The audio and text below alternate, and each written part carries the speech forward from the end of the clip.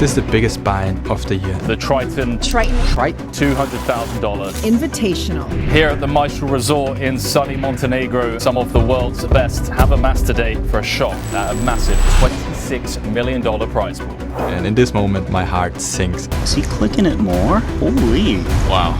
It's worth noting that Mario has made second place in this one before. Can he take it one step further? Well, looking at his table, that could be tough. This is a make or break tournament. It's some of the best players in the world, so you really have to perform to your best. So the seed draw is part of the players' party. You go up, you're kind of excited. Obviously you hope for a really good table draw and hope that you get unlucky. Especially in a tournament like this where the edges are really small. Mario Musbeck. Table 13, seat 2. Ultimately on this one I didn't get lucky. Right before the event starts, the conversations are good, the atmosphere is great, and these are players that I get to play with on a very regular basis, so you have great conversations and friendship with many of them. You know the name Phil Ivey back when he played when he was young? There's No Home Jerome was it? Oh yeah, this I know, yeah. Oh, the name Phil Ivey, No Home Jerome. Not real? Wow, I never checked on that. My name was Phil, but they never said. I had a fake ID. Yeah, but they never No Home Jerome. Okay. Someone just made it up. The table is incredibly tough. You have legends like Phil Ivey, Artur Martirosian, Jaffe Davis, Daniel DeVoris, Jonathan Jaffe, Leon Sturm. They collectively have over 200 million in live tournament earnings and 14 Triton titles just on this table alone. This tournament is unique because on the first day as a pro you only compete against the other best players in the world. On day 2 the fields combine, so the VIPs and the pros come together. Even after many years, right before, you still question yourself, do you belong here? These are questions every poker player, even on the highest level, will face. Then the tournament starts, and for me personally, then they're gone, and then I'm in my zone. So the very first hand of the tournament, I look at my cards, it's pocket 8s, and I open from under the gun, and then 2 to my left, Phil Ivey calls. If you don't know who Phil Ivey is, he's one of the most legendary players in the poker world. Phil Ivey. Phil Ivey. Phil Ivey. Event number 10 champion, Phil Ivey. He is widely considered as the Tiger Woods of poker. He has won 11 bracelets, 5 Triton titles, millions in prize money, and has dominated both online and on the live field. It's like playing against him on a daily basis is a dream come true. Everyone else folds and the flop comes 10-9 deuce rainbow. I have no decision to bet or check. I think both options are fine, but I ultimately go with checking. He thinks about it for a little bit and he checks back. Turn comes another deuce. There are a couple of hands that I could get value from in Phil's range, like 5, 6, 7s. I go for a small bet, about 40% pot, and I bet up 3,000, and after a little bit of thinking, Phil ends up calling.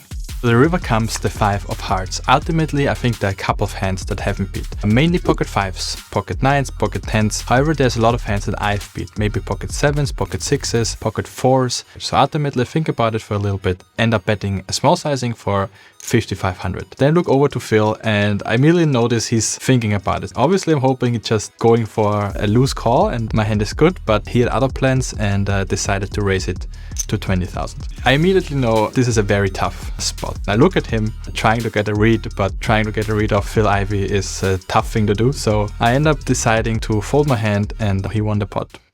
I was hoping his pocket 6s or pocket 7s because I think they always pay me off. Ultimately, that might have not been the case.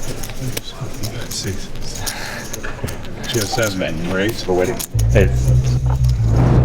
Get a look at what we have in store for you. That is the one, Randy, that you and I thought might be the selection. So right after the first level, we get moved over to the feature table. And right when we get on the table, we have a big clash between Jonathan and Artur. He's in trouble. Artur has got bottom set. Yeah, top kicker against the set. And Artur's the type of guy that has plenty of bluffs. Jaffe's going to want to get value. 27k from Artur. Once Jonathan is facing the raise, it's a really tough decision. You cannot really get away from top pair in this moment, and on the flop, I think call is the only decision to make for him. Jaffe's willing to play for stacks. You see chips fly in, and trip 10s is definitely no excuse for him to get away. Wow, what a brutal turn card. With the 10 on the turn, there's no getting away from Jonathan. Artur will still have hands that are value hands that are worse than Jonathan's, and he will have hands that he's bluffing with. So at this point, there's no getting away. And them both being quite aggressive players, the money is about to go in. There's the jam. Artur gonna snap it off. Artur is looking very likely to get the double up here. But not this time. Oh man, that's brutal. You got a feel for Artur. 200k just incinerated like that. That was such a tough beat. He's about to win a big pot and come back into the tournament when he gets a bad beat and he's out. Well, Artur gets to rebuy, but he has to do it within 1 hour or he's closed out. So he went out, bought in again, and just a few moments later, he's back in the same seat. Hey, Artur, you're back? Same seat as well, that's pretty brutal.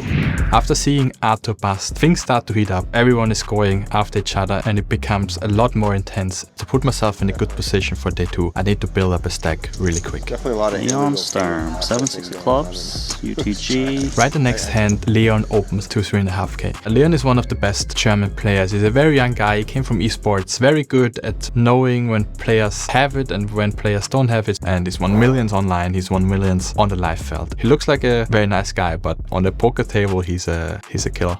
Let's see if Mario 3-bets the 2 jacks, 200 big blinds deep against first position.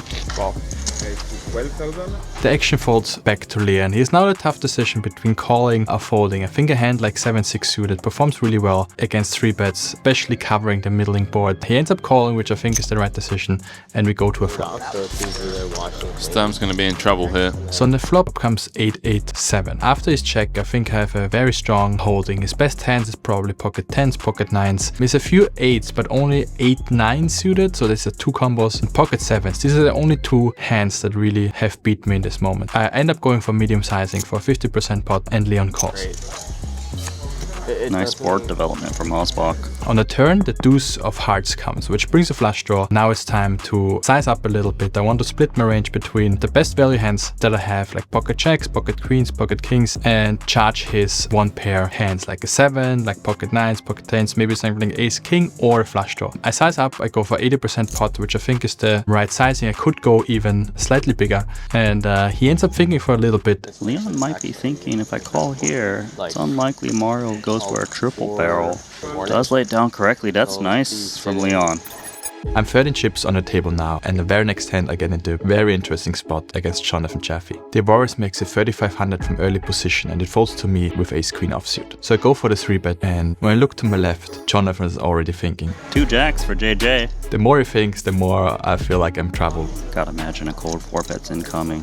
He's the one player at the table who really likes to get into these situations, and he can be light, he can have value of course. So he makes that really tough. So in this moment I'm hoping he's not gonna 4-bet. 32. Jaffe in full control at this featured table of pros. It falls back to me, and now I have a decision to make. Do I trust that he has a strong hand, or is he bluffing? Knowing his background, knowing how he plays poker, he likes to get creative, he likes to be in the mix, and he even convinced ESPN that he's a full-time dolphin trainer. Dolphins have just always been a passion of mine. They're such intelligent creatures. Now I'm kind of transitioning into a dolphin trainer. I'm a bait boy at SeaWorld, and I feed the dolphins. And then I ask the question, do you really want to fold against a dolphin trainer to a 4-bet? I really don't. 80. Is he clicking it more? Holy. We're in uncharted waters here, Randy. A 5-bet pot in 2025. Hoping that he's gonna fold and I'm able to take down the pot. This is pretty rough for Jaffe because he's thinking, man, if I'm up against aces or kings, he's cooked. But he had other plans. 167,000 in the middle, 5-bet pot with still more chips to go. My immediate reaction is like, shit, I'm caught. Yeah, JJ making the call in position, sees a very favorable 9-4-4. I was aware that this is a hand where I'm a little bit out of line, and now I have to play the hand as good as possible. So I think he's mostly pocket jacks, pocket queens, pocket kings, ace king, maybe sometimes aces that he's slow playing, but I think that's generally his range. My range is aces, kings, sometimes a bluff with ace queen suited, ace queen off is out of line, but it's also in there. So I go for a smaller sizing. I generally believe maybe a slightly bigger sizing, setting up the setup where I have aces and he has kings and queens and cannot fold might be better. So I went ahead and bet 40,000. Small, expected, 25% pot. Jaffe, 2 jacks to overpair. Does make the call. 2-4-7 in the middle. Note the SPR, by the way. Oh my word. Just How hit is the queen? that the turn card? So when the turn comes, it's obviously a little bit of relief because I'm ahead of a couple of hands now and I'm able to take down the pot without bluffing. Otherwise, ace-queen doesn't really have a chance in that. I didn't see in the moment as Phil staring me down, but he's aware of what's going on and maybe picking up on something that I'm doing or a way that I'm moving or something little. Even though it's not in the hand, this is still something you can pick up on and trying to use them at a later point. Pretty tempting to want to protect what's in the middle. In the middle, there's almost $200,000. The tension gets really high, and I think generally ace-queen is a slightly better check. I can only value bet against pocket checks, so I decide to go for a check, and I'm hoping he checks it back. We'll check it over. There is still some concerns. He could be up against kings and aces. That's slow play by Jaffe. Got a spade draw, jack draw, which he perceives to be good. Osbok with the pot control. 2-4-7 in the middle. Now it's a really tough spot. He does have hands that does have me beat. Ace-king suited, pocket kings, pocket queens are mainly the hands that I'm behind. Now the decision is I need to use a sizing that I get called from worse hands. Him having all the pocket kings in his hands makes it quite difficult to find a sizing that I get called by worse hands enough. Also, one thing to consider, if I go for a small sizing and he ends up shoving, I probably have to stack off ace-queen because I block queens, which is the most likely value hand. I don't block ace-king with the spade, so these are two hands that he could turn into a bluff and puts me in a really tough spot. I went for the safe route, which in hindsight I should have went for a small bite because I didn't want to face the old in-shove and then have to make a decision with a hand that I should never have arrived here. You can see even with pocket checks, he was thinking about bluffing on the river. He checks it back and I'm able to take down the pot. Okay, boys. New table captain. Let's see if they go back to engaging in conversation. That's what I want to see. Or whether or not now it's going to be all business. There's a lot of thoughts going on. Like, okay, I played this hand that was very obviously out of line. It wasn't TV. There's hundreds of thousands of people watching. So I have to kind of adjust. I have 7 incredible tough players at the table and they will all have seen it and have made their mental notes. With over 500,000 in chips, things are looking really good. I'm one of the chip leaders now in the tournament, and just after playing a very exciting big pot against Jonathan, Triton team that does the documentaries wanted to know more about it. With Jonathan, it's always an interesting dynamic because we both are pretty aggressive and pretty crazy hands can happen. You were having so much fun with him before the hand, and then complete silence. Oh yeah. Talk about those awkward moments. It's actually not that awkward while playing because once the hand starts, you kind of both know, okay, now it's game time and you don't want to give too much away. It might look awkward from a third-party perspective, but in-game it feels pretty natural. I'm in a really good position now to make it to day 2 and play against the VIPs, but at this point I'm about to get into the biggest pot of the tournament. Jonathan raises early position to 4,500 and Leon calls in middle position. This is mostly middle pocket pairs, some broadways, some ace highs, and it falls to me in the big blind with ace queen. Now it might look like I love ace queen, I like to get in the weeds. I do think both options are fine. I think calling is fine. I go for that. I like to play the more aggressive line, so I go for a 3-bet. Jonathan folds and Leon, after some consideration, ends up calling. My thoughts at this point are Leon has just seen me play a really big pot against Jonathan, so he knows I'm capable of getting out of line a little bit, so I need to be careful. Generally, the flop is really good for me. The only hand that really beats me is 10-9 suited, 8-9 suited, maybe pocket 9s. Other than that, he has pocket 8s, he has pocket 10s, he has pocket checks, hands like ace-queen suited, ace-jack suited, king-queen suited, and my range condenses of high pairs, aces, kings, and queens, suited broadways, suited connectors in the middle part, 10-9 suited, jack-10 suited, and hands like ace-king, ace-queen. Overall, I think he is kind of kept in the best hands that he could have. Knowing that we're playing 200 big blinds deep, he needs to make some really critical, tough calls for him to maneuver this hand. So I end up going for 25k, which is about third of the pot. As the pot is growing, I'm trying to stay as calm and don't give anything away, but internally my heart rate is increasing. So on the turn, I have now the decision, do I check or do I want to bluff and put his hands like pocket jacks, pocket 10s, ace king into a tough spot. I don't want to overdo it. I want to have it at a good frequency. So 6 of clubs brings a flush draw. So a hand like king queen or ace queen of clubs are hands that he can continue with. So I have the queenie clubs, so it makes it a little bit less likely that he picked up a flush draw. So I go for a bigger sizing now, setting up the river shove, and I want to put put maximum pressure on pocket 10s, pocket checks, pocket 8s, hands like ace king, for him to have a tough decision, because I still have all the aces, all the kings, all the queens in my range that he doesn't, and he's really only have just a few combinations of 9x, pocket 9s that he's very comfortable calling it down. So now when he calls a turn, the pot is already over 300,000 chips. If you convert that into real money, that's over $200,000 that is in the middle. Now I have a decision to make. If I end up shoving for a round pot, I need him to end up folding around half of the time for me to have a profitable situation. So I go through the combos in my head, his pocket 10s, his pocket checks, that I do think he's mostly arriving at the river. I do block ace queen in clubs, which is a fold, but he could sometimes bluff catch with that as well. But I mainly block king queen in clubs, which is a hand that he has to end up calling. Now is the decision. Do I think he has more folds than calls? So I end up going all in, putting my tournament life at risk. These moments are uncomfortable. If we end up calling, we have almost $600,000 in real money, which at this point is already the biggest pot of the tournament. Now I look over and I realize he's not snap calling, which is fantastic. And internally I'm already, yes. Most likely now his pocket 10s, his pocket checks, that I do think he will have a really hard time calling down us. But he's the kind of player who realizes when ranges get really, really narrow and it's hard to have enough bluffs for him to make a profitable call. So at this point, I'm already very confident that I might be winning this pot. So he spends quite a bit of time thinking about it, and obviously it's a huge spot. It's for tournament chip lead in the biggest tournament. Ultimately puts a chip forward, and in this moment my heart sinks and I realize, fuck. He turns over ace king. That was a huge pot. Making it to day 2 has become significantly tougher. Like before I was chip lead on the table in a really good position, and now I'm fighting for my life in the tournament. In this moment I thought, if he's even thinking about it with ace king, my play did work out in this situation, but overall will be very profitable because I only need him to fold half of the time. These are just tough moments, so I need to settle myself because I still have half a start stack, which is over $100,000, and it's really important to catch yourself really quickly to make all the right decisions going forward instead of pondering too much about the hand you had before.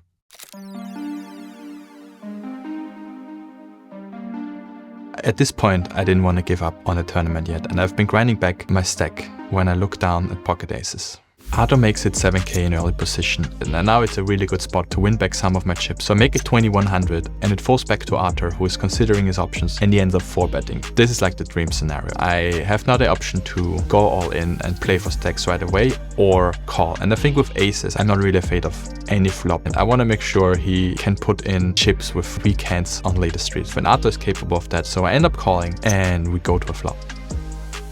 So Artur goes for a 25% pot sizing. I think the sizing is good. He's having all the strong hands in his range. I do have strong hands, but not as strong as Artur's. I do have aces, but most of the time I would shove kings or queens. So he does have generally advantage. In this specific scenario, I'm not really worried about any run out, because if it's a value hand, then I'm stacking it most likely anyway. And if it's a bluff, I want to give him a chance to catch something, maybe something like ace jack or ace queen that he's bluffing with. So I end up calling, and we're already really shallow and we go to a turn.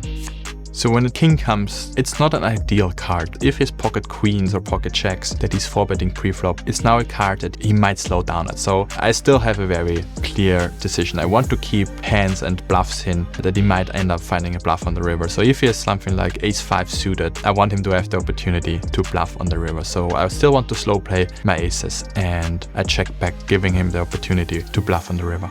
When the river comes, I am super excited. It's basically no hand besides pocket kings that can beat me, so I'm really looking at him and I'm hoping, please shove. He's thinking about it, and once he grabs to his chips, puts the chips in, I'm like, yes. So I snap. I'm expected to win 90% of the time here. And yeah, see the bad news, he does have pocket kings. Fuck.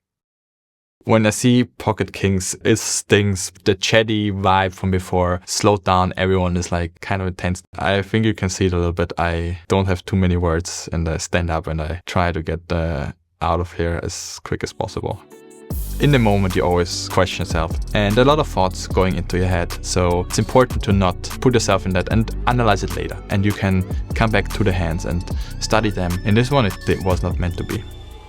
With only 2 more levels left on day 1, I decide I can't give up so easily. So I collect myself and jump back into the tournament. Things are looking quite dicey over on the pro side at the moment. We're on the last level of day one. This has to be on the players' minds right now. The question is, who's going to see it through? Thank you so much for watching. If you liked the video, please subscribe to the channel and leave a comment down below